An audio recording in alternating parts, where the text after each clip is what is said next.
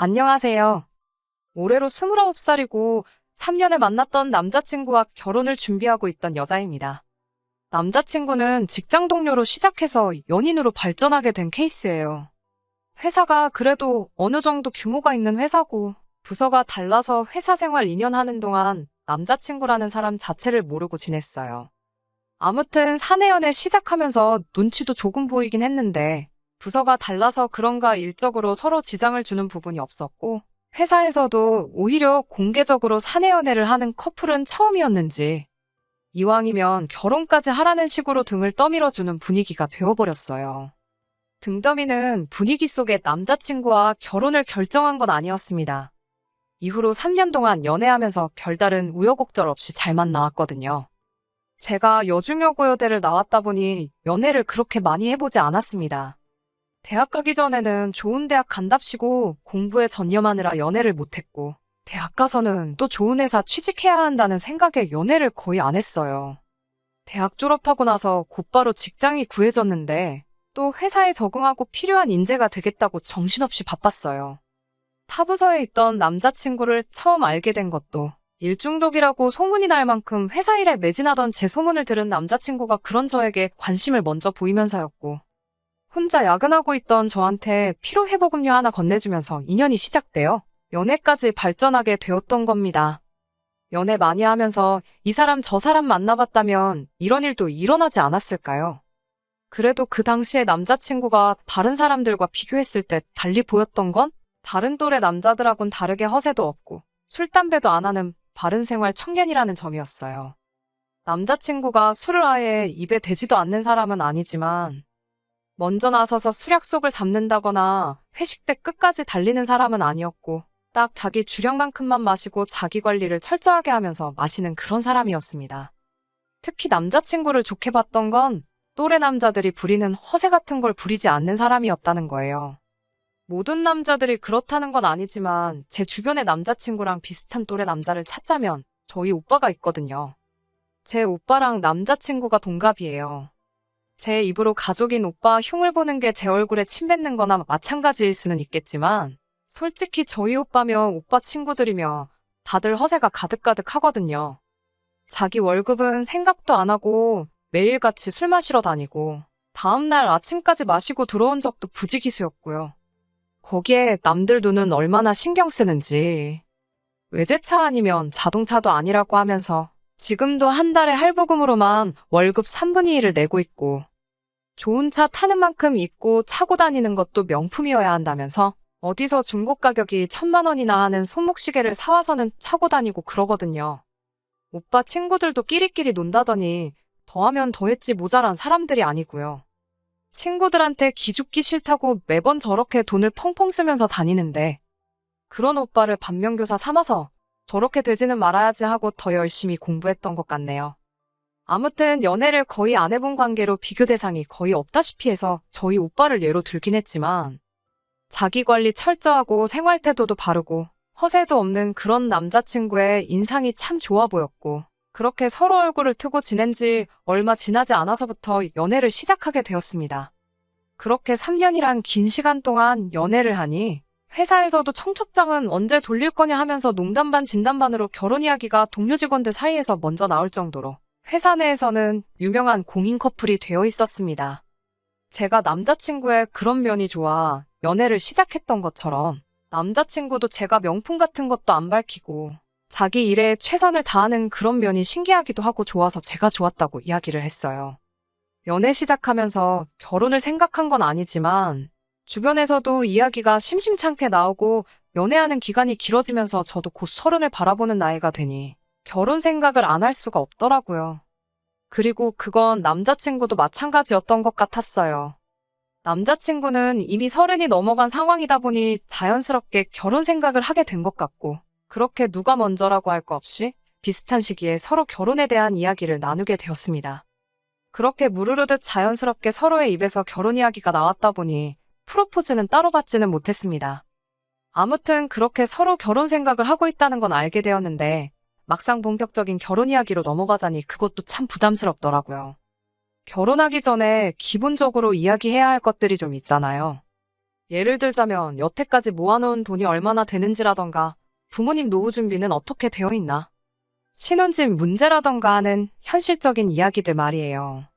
그런데 막상 결혼 이야기가 오고 간지 얼마나 됐다고 경제적인 상황에 대해서 물어보는 게 좀 속물 같아 보이기도 하더군요. 어떻게 하면 좋을까 생각하다가 그냥 제가 모아놓은 재산이 얼마나 되는지부터 부모님 노후 문제까지 제가 먼저 제 상황을 알려주고 앞으로 어떻게 하는 게 좋을런지 남자친구한테 말해주면, 적어도 남자친구가 제가 먼저 오픈한 것들에 대해서는 자기 상황을 말해주지 않겠나 싶어서 자리를 만들어 제 현재 상황에 대해서 먼저 공개를 하게 되었습니다. 당시 제가 입사 5년 차였긴 한데 딱히 취미도 없고, 특히나 회사 처음 들어오고 나서는 정말 일에만 열중하고 업무에 관련된 지식이나 필요한 것들 배운다고 주말에 학원 몇 개 다녔던 것들 제외하고는 돈 쓸 일도 거의 없었다 보니 모아놓은 돈이 상당했습니다. 학교도 집에서 통학을 했고 취직하고도 계속 부모님과 쭉 함께 살았다 보니 사는데 돈 들어갈 일도 없었어요. 대신에 회사 들어가고 첫 1년간 번 돈은 전부 부모님께 드렸습니다.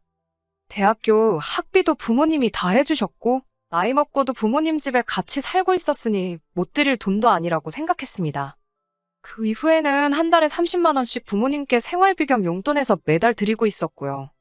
그런데도 불구하고 모아놓은 게 1억 5천 조금 못되게 모았으니 다른 사람들에 비해 엄청 잘 모은 편이지요.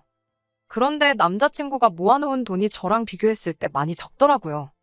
별다른 취미 생활을 가지고 있던 것도 아니고 과소비 안 하는 알뜰한 성격이라고 생각했는데 제가 모은 돈의 반의 반조차도 안 되는 2천만 원이 남자친구 저금의 전부였습니다. 같은 회사다 보니 대충 연봉이 얼마인지는 제가 어느 정도 짐작하고 있거든요. 심지어 남자친구는 저보다 입사를 2년 먼저 했으니 그만큼 회사 생활도 더 오래 했다는 소리고, 연봉 또한 제가 받는 것보다 훨씬 많을 텐데 모아놓은 돈이 없어도 너무 없다는 생각이 들었어요. 물론 제가 돈을 모으게 된 환경이 다른 사람과 비교해서 더 수월하긴 했지만 남자친구도 자취하는 게 아니고 부모님하고 같이 살고 있는 데다가 출퇴근도 대중교통이면 충분하다고 해서 자동차도 없거든요. 대놓고 실망한 티는 내지 말아야겠다고 생각했는데 제 표정에서 당황한 기색이 역력했는지 남자친구가 모아놓은 돈이 별로 없어서 놀랐냐며 제 생각을 읽어버리더군요. 이왕 이렇게 된 거 솔직하게 말해야겠다 싶어서 남자친구한테 모아놓은 돈이 내가 생각한 것보다 너무 적어서 놀랐다고 말했습니다. 그랬더니 남자친구가 그렇게 나올 줄 알았다며 사실은 그게 아니랍니다. 자기도 미래를 미리미리 준비하는 성격인 거 모르냐면서 사실은 자기가 미래를 위해서 회사 들어오자마자부터 집을 한 채 해놓느라고 그런 거래요. 당장 통장에 돈이 부족하지만 집이 있는데 뭐 더 말할 게 있냐고 하더라고요. 속물같이 괜한 걸로 오해를 했나 싶어서 제가 다 민망하다고 남자친구한테 사과까지 했습니다. 남자친구는 대수롭지 않은 듯 그럴 수 있다고 자기는 충분히 이해한다며 괜찮다고 제 사과를 받아줬고요. 경제적인 상황에 대해 오픈하는 게 많이 부담스럽긴 했지만 어쨌든 결혼 준비를 하는데 있어 가장 먼저 알아야 할 단계다 보니 궁금했던 점도 해결되고 좋은 대답도 들어서 마음이 한결 후련했습니다. 왜 보통 실수한 게 있거나 하는 일들이 잠들기 전에 불현듯 다시 생각이 날 때가 있잖아요. 집에 돌아와서 씻고 와서 잘 준비를 하고 있었는데 남자친구한테 돈 모아놓은 게 적다고 표정 관리 못했던 게 갑자기 생각이 나더라고요. 미안하다고 사과도 했고 남자친구도 괜찮다고 말해주기는 했지만 제가 돈 모아봐야 얼마나 모았다고. 다른 사람도 아니고 남자친구가 모아놓은 돈이 적다는 걸 알았을 때 실망을 했던 제 자신을 돌이켜보며 나도 아닌 척하지만 조금 속물인 부분이 있었구나 자기 반성을 하고 있었는데 뭔가 말이 앞뒤가 안 맞는다는 생각이 불현듯 드는 거예요. 남자친구 말이 회사 들어가자마자 집을 했다고 하는데 미리 미래를 준비하는 건 좋지만 보통 입사 첫 해에 집을 사는 사람은 거의 없잖아요. 뭐 집이 엄청난 부자라서 취직 선물로 부모님이 집을 사준다거나 할 정도로 재력가지만도 아니었고요. 게다가 첫 해 연봉이면 아무리 회사가 대기업이라 할지라도 사원연봉일 텐데 돈으로 서울에 어떻게 집을 사겠어요. 투자 개념으로 보기엔 전액대출로 집을 사는 사람이 세상에 어디 있나 하는 생각도 들었고 무엇보다 회사 들어가자마자 자기 집을 했다고 하는 사람이 왜 아직도 부모님 집에서 출퇴근을 하고 있는지가 제일 이해가 가지 않더라고요. 남자친구 말에 따르면 7년 전이니 정말로 부동산이 급등할 걸 예상하고 집을 미리 구해놓은 투자의 기재일 수도 있고, 아니면 뭐 전세를 끼고서 집을 구했을 수도 있고, 여러 가지 경우가 있겠다 싶더라고요. 저 혼자 방 안에서 야밤에 불 꺼놓고 혼자 고민한다고 해서 답이 나오는 것도 아니고, 그냥 이번에도 했던 것처럼 당사자인 남자친구에게 직접 물어봐서 정확하게 짚고 넘어가면 되겠다 싶었습니다. 너무 심각하게도 생각 안 했고, 이미 남자친구한테 모아놓은 돈 가지고 속물티 한 번 냈는데 2번은 못 내겠나 싶어서 걱정도 되지 않았어요. 그런데 돌아온 대답은 정말 제 생각을 까마득히 초월할 정도로 어이없는 대답이었습니다. 남자친구가 자기 명의로 집을 가지고 있다면 그 집은 빈집으로 두는 게 아니고 뭐 세라도 주고 있을 텐데, 세를 주고 있다면 남자친구 모아놓은 돈이 2천만 원밖에 안 되는 것이 설명이 되질 않고, 한편으로는 그렇게 생각하니 전세를 끼고 집을 샀나 싶기도 하고, 상황을 이해하려고 하니까 경우의 수가 한두 개가 아니더라고요. 혼자 불 꺼진 방에서 어떻게 된 상황인가 고민해봤자 답이 나올 것도 아니고, 잘 시간인데 괜히 남자친구한테 전화해서 집에 대해 물어보는 것도 실례인 것 같고 해서 다음날 직접 만나서 물어보자 결론을 내리고 잠에 들었습니다. 그때까지도 그렇게 심각하게 생각하지도 않았어요. 어차피 이미 돈 때문에 1번 속물티를 냈는데 2번은 못하겠나 싶었고, 남자친구도 뭐 숨기는 거 없이 대답을 잘해줬으니 물어보면 당연히 대답해주겠다 싶었습니다. 그리고 제 예상대로 남자친구는 거리낌 없이 집에 얽힌 이야기에 대해서 대답을 해줬어요. 그리고 저는 그날 3년 연애에 결혼까지 생각했던 남자친구와의 인연의 종지부를 찍고 아예 남남으로 살아가자고 파혼 선언을 해버리고 말았습니다. 남자친구가 해놨다고 한 집은 다른 집이 아니고 지금 부모님과 함께 살고 있는 그 집이었어요. 그러니까 남자친구가 자기 명의로 산 집에서 부모님하고 같이 살고 있는 상황이었던 거냐 물었더니 그건 또 아니랍니다. 그 집은 부모님이 예전부터 자기 어렸을 때부터 쭉 살아왔던 집이고, 자기가 부모님으로부터 그 집을 사기로 했다는 거예요. 그러니 회사 들어가자마자부터 월급을 부모님한테 거의 다 드렸던 거고, 모아놓은 돈이 그렇게 적을 수밖에 없었던 거 아니겠냐 하는 겁니다. 그러면 우리 결혼하게 되면 부모님이 그 집을 비워주시는 거냐 물었어요. 그랬더니 남자친구가 굉장히 언짢은 표정을 하면서 그 집을 비워주면 부모님은 당장 어디 가서 살라는 소리냐고 오히려 저한테 큰 소리를 치더군요. 지금 결혼하고 부모님을 모시고 살자는 거냐 물으니 자식이 부모님 모시고 사는 건 당연한 거 아니냐입니다. 그러면서 저를 다시 봤다고 하는 거예요. 좋은 며느리감인 줄 알았는데 알고 보니 돈 밝히는 속물이었다면서 저한테 효심도 없냐고 따져묻더군요. 좋은 며느리감이라니 그걸 말이라고 하는 건가 싶었어요. 좋은 배우자감이라면 모를까, 결혼 상대를 고르는데 중요한 게 배우자가 얼마나 현명한지 그런 걸 찾는 게 아니고, 시부모한테 좋은 며느리가 될 수 있는 사람을 찾는 거란 소리나 마찬가지잖아요. 그리고 당신 부모님을 모시고 살자는 소린데 거기서 나한테 왜 효심을 찾냐고 말했어요. 내가 효심이 있으면 우리 부모님을 모시고 살지 당신 부모님을 모시고 살겠냐고요. 제 말이 틀린 게 하나도 없으니 남자친구가 아무 말도 못하고 쩔쩔매고 있더군요. 부모님이 갈 곳이 없는데 그렇다고 결혼하니까 살던 집에서 내쫓아버릴 수도 없는 노릇 아니냐길래 여태 드린 돈은 어디다 쓰시고 갈 곳이 없다고 하는 거냐 따졌어요. 그랬더니 남자친구가 옳지 잘 걸렸다 하는 식으로 바로 말꼬투리를 잡고 늘어지더라고요. 여태 드린 돈이라고 해봐야 아직 한참 멀었다고. 2억 5천 하던 집이 5억이 됐는데 이제 절반밖에 안 들였으니 5억 채울 때까지는 모시고 살아야겠다고 하더라고요.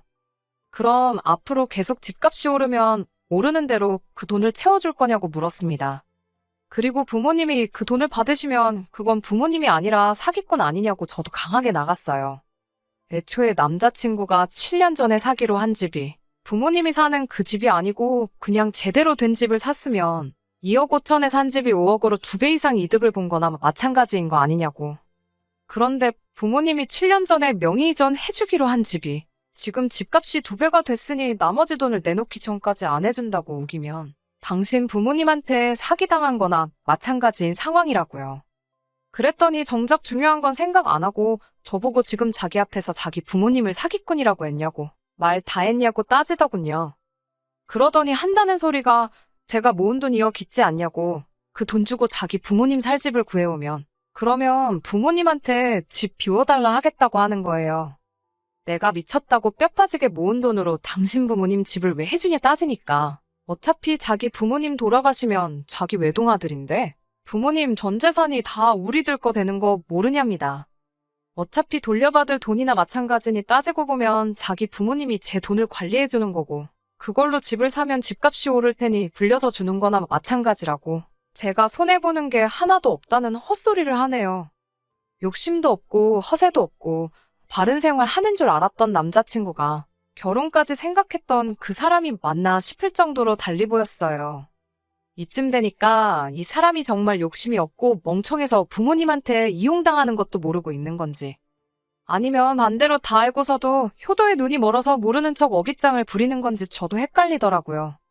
애초에 결혼 상대로 좋은 배우자가 아니라 좋은 며느리 찾던 사람인데 그 어느 쪽이던 간에 무슨 상관이 있겠냐 싶더라고요. 집값은 이러나 저러나 앞으로 계속 오를 텐데 그때마다 부모님한테 돈을 더 드리겠다 드는 이 사람을 상대할 자신도 없고 그렇다고 해서 제가 뼈 빠지게 모은 돈을 가지고 이 남자랑 결혼하겠다고 내 부모도 아니고 남의 부모 살 집을 마련해주는 멍청한 결정을 내릴 생각도 없었습니다. 그래서 그냥 그 자리에서 결혼 이야기는 없던 걸로 하자고 파혼 선언을 했습니다. 그리고 결혼도 물 건너갔는데 피차 시간 낭비 더 하지 말자고 어떤 조건을 들고 하더 나는 마음 돌릴 생각도 없으니 이제 회사에서도 회사 밖에서도 영원히 남남으로 지내자고 이별 통보까지 했습니다. 남자친구는 기어이 끝까지 고집을 꺾지 않았고 이게 다 제가 효심이 없어서 그러는 거라고 아득바득 우기면서 자기도 바라던 바라고 어디 한번 두고 보자 말하고는 자리에서 일어났어요. 그렇게 파혼하게 되었는데 연애하는 동안 참 많이 좋아하고 좋아했으니 결혼까지 생각했던 사람인데도 이상하리만치 아쉬운 마음이 들지 않더라고요. 그만큼 남자친구가 부모님한테 돈을 가져다 바치겠다는 말이 충격적이었기 때문이 아닐까 싶어요. 아무튼 그래서 결혼 이야기 나오기 시작하자마자 파혼해버리게 되었습니다. 저와 남자친구의 이별은 저희보다도 회사 사람들이 더 아쉬워했는데 그만큼 왜 파혼한 거냐는 질문을 무지하게 많이 받았어요. 연애하다 보면 헤어질 수도 있는 거 아니냐. 인연이 아니었던 거다 뭐 그런 식으로 나름 말을 아끼고 있었는데 남자친구는 아니었나 보더라고요. 회사 사람들한테 제가 돈을 너무 밝히고 시부모 알기를 우습게 아는 속물이라 자기가 먼저 파혼하자고 했다나요. 어디 한번 두고 보자는 말이 자기한테 유리하게 없는 이야기 섞어가며 제 호박씨를 까려고 했던 거였나 봅니다. 그래도 사내 연애한다고 여태껏 만나온 정이 있어서 아무 말 안 하고 있었더니 아주 사람을 천하에 둘도 없는 싸가지로 만들려고 작정을 했나 보더라고요. 저도 이렇게까진 안 하려고 했지만 당하고만은 있을 수가 없어서 회사에 남 걱정 많이 해주고 소문내기 좋아하는 직원 한 명한테 고민이 있다는 식으로 접근해 구구절절히 자초지종을 다 말해줬어요. 그리고 남자친구가 그 와중에 저한테 복수한답시고 없는 이야기 지어내고 있다는 사실까지 전부 다요. 남자 직원들이 대부분 남자친구가 한 말을 믿고 있던 눈치였는데 저는 아무래도 있는 사실을 그대로 전했고 남자친구는 없는 이야기를 지어낸 거다 보니 나중에 가서는 남자친구 편을 들어주던 남자 직원들도 하나둘씩 제 편으로 돌아서더라고요. 그리고 얼마 전에 그 말전하기 좋아하는 직장 동료에게 들었는데 남자친구가 거짓말한 것까지 쩍 소문이 퍼져서 친하게 지내던 직원들마저 등을 돌린 상황이고 회사 내에서도 신뢰가 떨어져서 이직을 준비하고 있는데 그것마저 잘 안 되나 보더라고요. 사실 확 그만둬버렸으면 좋겠는데 회사 옮기는 게 아니면 부모님한테 돈을 드릴 수가 없으니 그러진 않을 것 같아요. 아무쪼록 좋은 배우자, 아니 좋은 며느리가 될 사람 만나서 부모님한테 월급 퍼주면서 살면 좋겠네요. 하지만 이제는 깨달았을 수도 있겠네요. 그런 사람 아마 이 세상에 존재하지 않는다는 사실을 말입니다. 끝까지 들어주셔서 감사합니다. 오늘의 사연은 여기까지입니다. 구독과 좋아요, 알람 설정 부탁드리고 더 좋은 사연으로 다시 찾아뵙겠습니다. 감사합니다.